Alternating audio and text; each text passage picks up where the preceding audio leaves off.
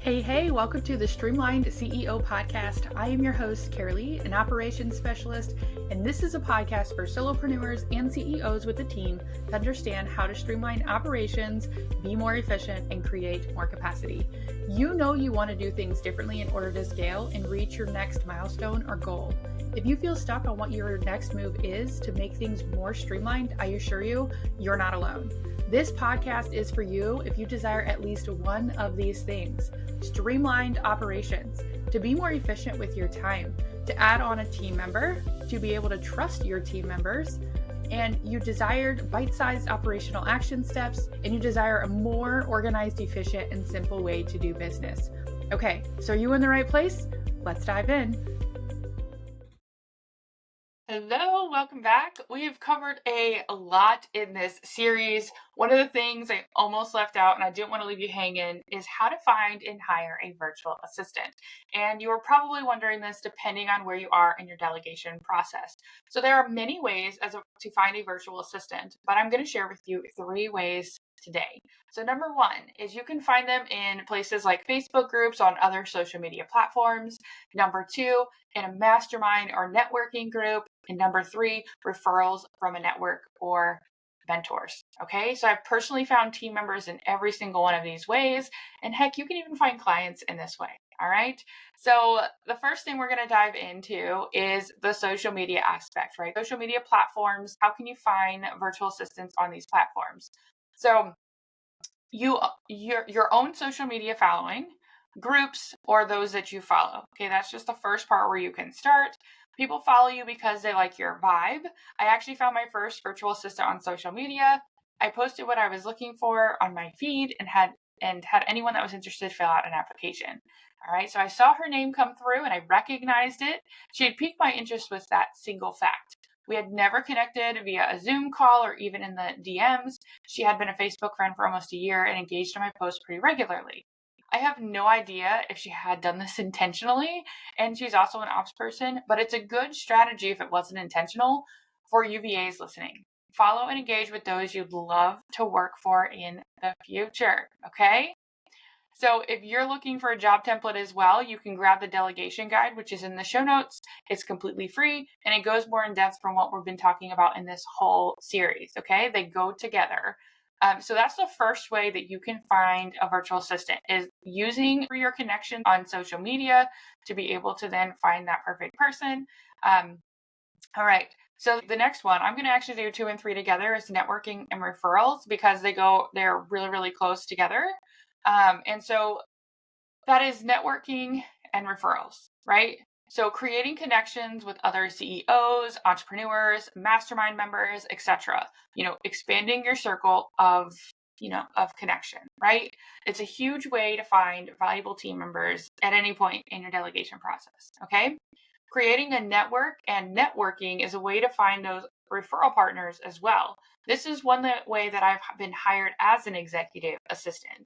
One of my mentors referred me to someone in her network when they had a conversation about what she needed, right? So there was a conversation, there was a connection, and then I popped into my mentor's mind and boom, a referral happened. Okay. I am currently working for this person as her executive assistant. Okay. It's a great relationship. All right, so another instance happened when a friend of mine was simply talking about what she was doing as a virtual assistant right now during one of our connection times. We were just hanging out, and she literally was describing exactly what I needed in a second team member. So I've already created an in-depth relationship with this person, and she's a friend and a fellow business owner. And so that hire became a no-brainer to me because I knew for sure she could do what I needed. Okay. So another place is networking and referrals.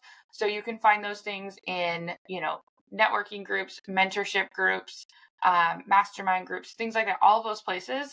There's also, like, obviously in-person events where you could do networking depending on what type of business you have, all of those different things. So look to your network, look to those people that have worked with you, and see if there's anyone else that they would refer to you to, for whatever you offer, right, for your services.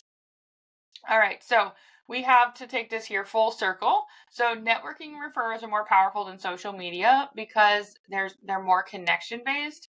especially if you're going into groups where people haven't heard of you. Okay. So for me and for a lot of other people, it's all about connection. And so being able to connect with people in networking groups, being able to connect with people as far as referrals, you can connect with people on social media, but I wouldn't necessarily just hire someone off social media without a relationship being created first, especially if you go back to the couple of episodes before this, right? And the other episodes in this series we want to make sure that your virtual assistant loves to work for you. We want to make sure that you're delegating the right things, and having a connection already can help that come full circle and you find that person that works really, really well for you. All right. So when it comes to actually hiring a VA, right, we've talked about where you can find them. And now we're actually getting into how you can hire them. So ensure, as I keep saying these words, full circle, make sure we're going full circle. So these are a few questions that you can ask yourself. Okay. So what type of VA are you looking for, right? Do they specialize in something, right? Are you looking for actually a social media VA, right? Maybe repurposing content. Do they specialize in like graphic design or writing captions, so copywriting, things like that? Start thinking about that as far as what do you want to actually delegate, because in a few episodes before this, we talked about what you can delegate. So now we're looking at, do you want them to specialize in something? Do we want them to be a general VA? Those types of questions, okay? So another thing is, where are they located, all right, in relationship to you? So a lot of times it's good to include if you're open to VAs outside of the country that you reside in or not. All right, you'll get a lot of these questions, especially on social media, on whether or not you're looking at hiring outside of your country. Okay, so including that when you're posting or we're talking about it is also very helpful. So another thing that you might want to ask is, ideally, what are you looking at paying?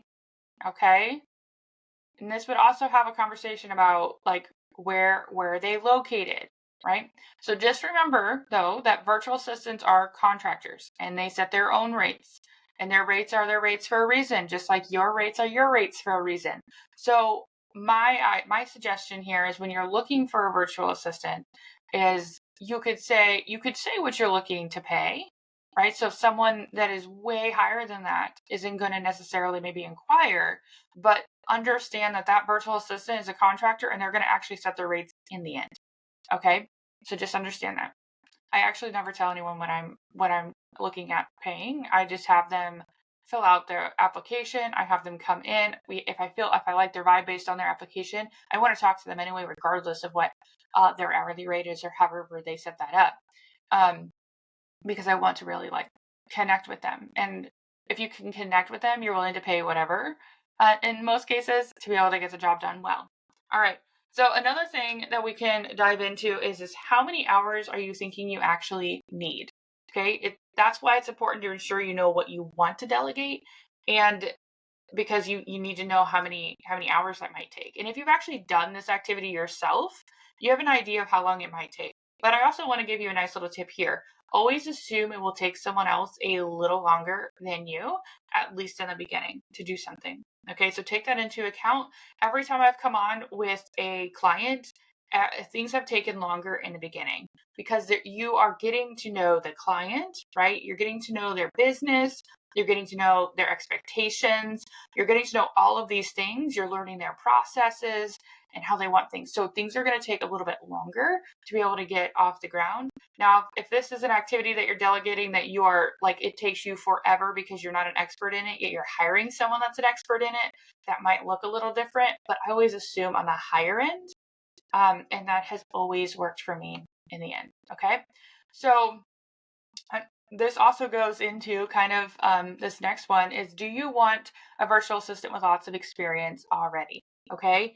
So if they have lots of experience already and you're hiring them for something that is their expertise, chances are they're going to do things faster, quicker.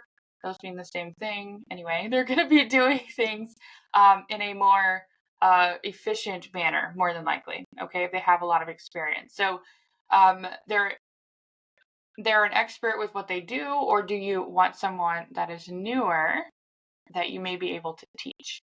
Okay, so these are two different price points and two different relationships capacity wise for you as the CEO. So take into account if you want someone with lots of experience, you're going to have, even if it's a specialty, right, you're going to be paying more for that but chances are things are going to take a little less time. And those are, like I said, they're two different price points, but they're also two different relationships. Are you willing to teach? If you're not willing to teach, you need to hire someone that already knows how to do it, or is a go-getter and can figure it out based off of maybe some SOPs or the things you already have available for them to look at. All right. So knowing these things will help you find that perfect match. Okay. So I owned a small digital agency about 4 years ago, and I was at capacity. I was working 60 hours a week and still needed to work more, and that's already a lot. So I hired a virtual assistant. I didn't have the financial means to hire someone that had a lot of experience. So I started with teaching someone how to do things. Okay. So here's the lesson I learned. So I'm going to be real here. When your capacity is already maxed out, it's not the route to go on for your own sanity is to hire someone that you have to teach, unless it's the only option. Because what's going to happen is that you're going to use all of your capacity with the things you're already doing, and then more capacity to be able to teach this person. And in my experience, it hasn't worked quite as well. So we need to get your capacity dialed in before we start teaching, if that's an option. If it's not an option, then that's a whole nother conversation, but we're not going to get into that in this episode. Okay. But if you want to know, we can totally chat. Send me a DM. So, and we can figure out how to really get your perfect person into your world. All right. So I changed my whole business model with this small agency that I own now. So, right, I owned a digital agency years ago, and I have a small agency now, but the whole business model is different.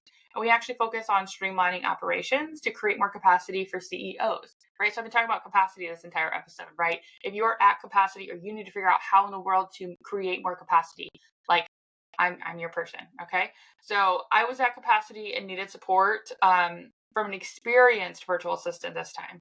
So I didn't have to teach as much, right? I did not have the capacity to continue having, good customer service, client experience, all those things to my current clients, and having to teach. So I had to go the route of an experienced virtual assistant this time.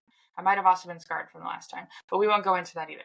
All right, so I had the SOPs and everything. So I literally was like, okay, I like your vibe, and here what are your rates? This is what I need. Does that sound good? Let's get started. She started in a week. I think it might have been less than that, but it was around the holidays. Anyway, so this is literally was like, here's the SOPs. This is the vibe I'm going for. I ask any questions that you have, or any additional support that you need. These are the things that if you have an experienced VA, like, this is what they need, right? SOPs, telling them the vibe that you're going for. You're asking any questions that you have or additional support that you need, and vice versa for them. And that transition was, when I was at capacity, was much smoother, given I had the systems in place, right? So you can easily give those to an experienced VA. I gave these to my experienced VA, and the transition was absolutely spectacular in comparison to before, because I knew exactly what I needed delegated. I had the SOPs in place, and then I also hired an experienced virtual assistant. Those are two completely different experiences from the first one I was talking about in this episode to this one that I was talking about. Okay. So just think that it doesn't matter which situation that you are in, you're going to be able to get some support. It's just the level of hands off that you're going to be able to have depends on the amount of systems and SOPs and things that you have in place already, and the amount of experience that your VA has, along with what in the world you're actually delegating. So there's a lot of variables here. But there are many, like I said, there's many factors when hiring a virtual assistant, and the entire process and figuring out exactly what to delegate. And I hope part of this series has been incredibly supportive to you. Any part of it, any episode, all of it, that would be amazing. So I have a few VAs that I'm going to be interviewing over the next few weeks with different stories and perspectives that you'll want to tune into. All right. So it's not just hearing from me. We're going to bring in real life experienced VAs, or some of them might not be as experienced. Okay. But that's okay. We have a little bit of both coming into you. So if you're needing support to streamline your actual operations to make bringing on a virtual assistant go smoothly, all right, this is where I come in. There are options available to you with me, right? Like, with and my team of virtual assistants, right? You can head to the Work With Me page to learn more by visiting theproductivityimpact.com. This is also in the show notes, okay? So I also want to dive into this because I'm ending this fourth episode on how to bring in a virtual assistant and delegate effectively. And so we are an agency that has virtual assistants, but we specialize in different things. So I wanted to run through some of the core components and where we, the Productivity Impact, can support you and your business. Okay, so there are 4 ways. And the first one is a ClickUp VIP week. Okay, this is creating the central hub for business, making it simpler for you to bring on support. Okay, the central hub where everything is stored, where your virtual assistants are coming in, they're getting their tasks, they're talking, they're all of these things. We're really creating it to run your entire business, and then it makes it a lot easier to bring on a team member. All right, so if that sounds like something that you really would need, you can totally check out those options. ClickUp VIP week. All right, the other place is if you have a podcast, you wanted to launch a podcast, you want to make content creation simpler, we have our podcast editing and repurposing packages. This is a way to have your podcast be your top of funnel and create a whole marketing strategy around it. So we have that as an option if you're interested. And then we have a full operations assessment. So this is a deep dive into your business operations with recommendations based on your business and your goals to really nix those bottlenecks and optimize your team with a clear timeline and an option for implementation support. So I dive into your entire business. We figure out where all the bottlenecks are, and we create a timeline and additional implementation support if you desire to actually implement it. And be able to really get figuring out how to have a streamlined business so you have more capacity and you can have a team that is also maximized, right? Or bring on a team member, whichever that may be. So the last one here is an executive assistant or operations manager role. This is me. I come in and become your right-hand person to support you in streamlining your operations while also ensuring your capacity as a CEO isn't being taxed. So hey, this is even ensuring your team is optimized too. All right, so this is me 100% in your business, supporting you in one of the highest ways that anyone can support you. I have clients that are like, you know the most about my business, you have the most access, you have the most everything, and that feels really good. And so really being able to do that for your business, as long as, like I said, as long as I love what you do and it vibes with me, that is what I am there to support you with, right? So, all right, we're going to end this one. What are you waiting for? All right, let's get you some support and more time and energy to focus on those higher level strategy and client support pieces. And of course, if you have any questions or you want to talk about how to work together, you can absolutely send me a DM or email me at Karalee@theproductivityimpact.com.